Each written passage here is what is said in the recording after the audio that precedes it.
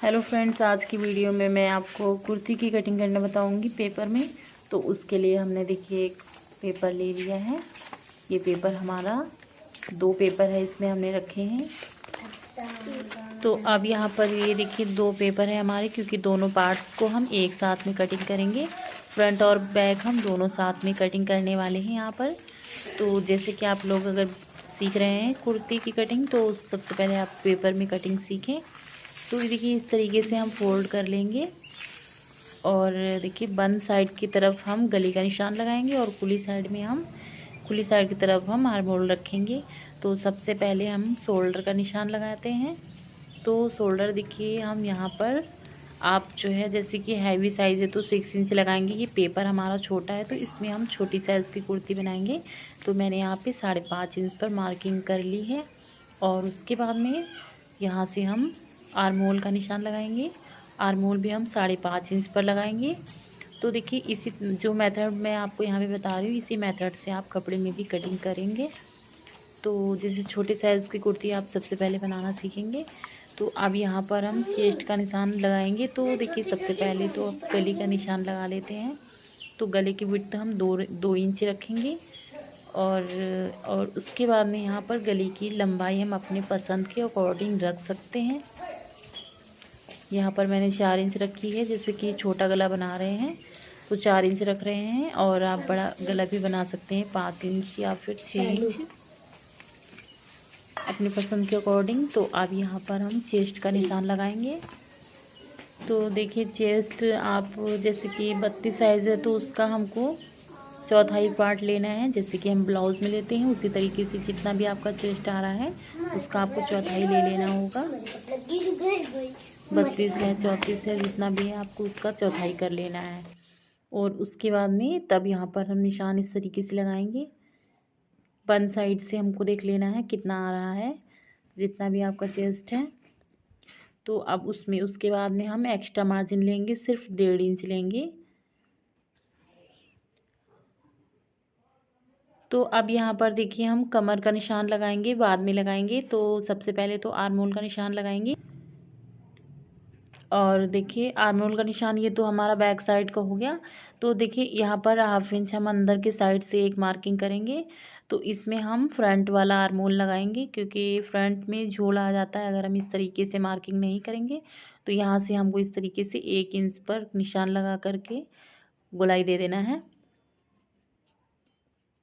तो और अब यहाँ पर हम निशान लगाएंगे कमर के लिए। तो कमर के लिए जो है 6 इंच पर मार्किंग करेंगे। और हीप का निशान भी हम लगाएंगे, 13 इंच पर हम यहाँ पर लगा रहे हैं। और जैसे कि बड़ी साइज़ की कुर्ती है तो उसमें आप 15 या 16 इंच तक ले सकते हैं, लेकिन कटिंग करने का तरीका आपका यही रहेगा। तो 6 इंच पर हम कमर का मार्किंग कर रहे हैं। और अब यहाँ पर देखिए हम निशान लगाएंगे जितना भी आपका जैसे कि कमर है उसका चौथाई आपको ले लेना है। जैसे कि यहाँ पर 7 इंच है तो 7 इंच पर मार्किंग करके आपको चेस्ट के निशान से इसको बाद में मिलाना होगा, और बाहर वाले निशान को हम कुछ भी नहीं करेंगे। तो और अब देखिए यहाँ पर हीप का निशान लगाएंगे। जैसे कि नॉर्मली क्या होता है कि जितना चेस्ट होता है उतना ही कमर होता है नॉर्मली सूट में, और जैसे कि ज़्यादा है तो आप बढ़ा सकते हैं। तो अब यहाँ पर देखिए हम मार्किंग कर लेंगे इस तरीके से। तो और चेस्ट के निशान को कमर से, कमर को और हीप से। और उसके बाद में 1.5 इंच पर मार्किंग कर लेना है हमें बाहर से, क्योंकि एक्स्ट्रा मार्जिन करना है। इसमें हम कटिंग करेंगे और अंदर वाले निशान से हम स्टिचिंग करेंगे। तो इस तरीके से मैं क्रॉस बना रही हूँ, जिससे कि आपको पता चल जाए कि कौन सा हमारा हिप का निशान है और कौन सा कमर का। और फिर उसके बाद में इस तरीके से सीधी मार्किंग कर लेना है। ये हमारा दामन हो जाएगा। दामन हम उतना ही रखेंगे जितना है हमारा कमर, आपको एक्स्ट्रा मार्जिन ले लेना है।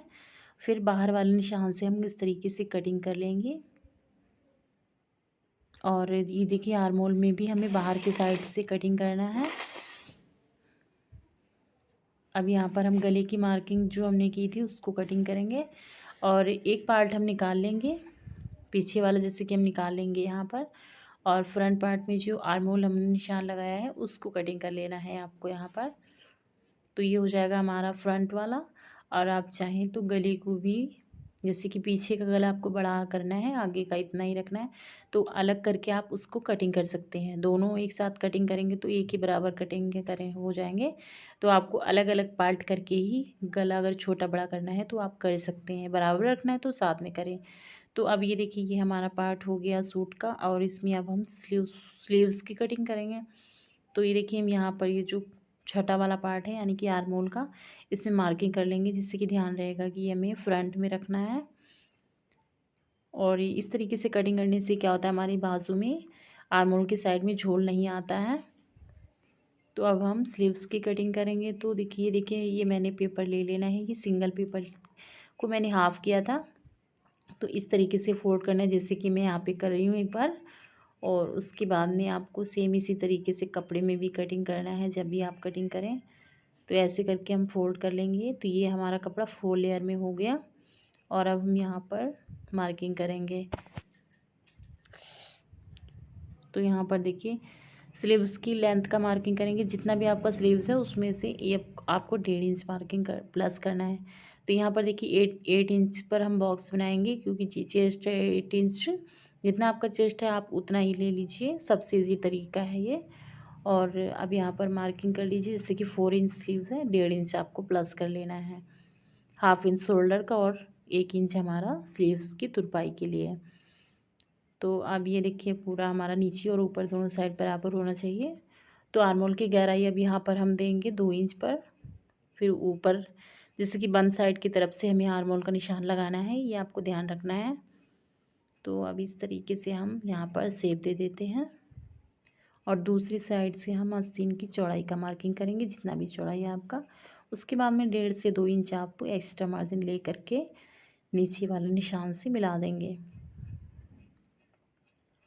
और अब यहाँ पर हम इस तरीके से अंदर की साइड में एक शेप लगाएंगे, क्योंकि हमें फ्रंट में ये रखना है। फ्रंट में क्या होता है कि झोल आता है, तो इसलिए आपको यहाँ पर छांटना है। तो पहले तो आप बाहर वाले निशान से कटिंग कर लें, और बाद में ये 2 लेयर को आपको उठाना है।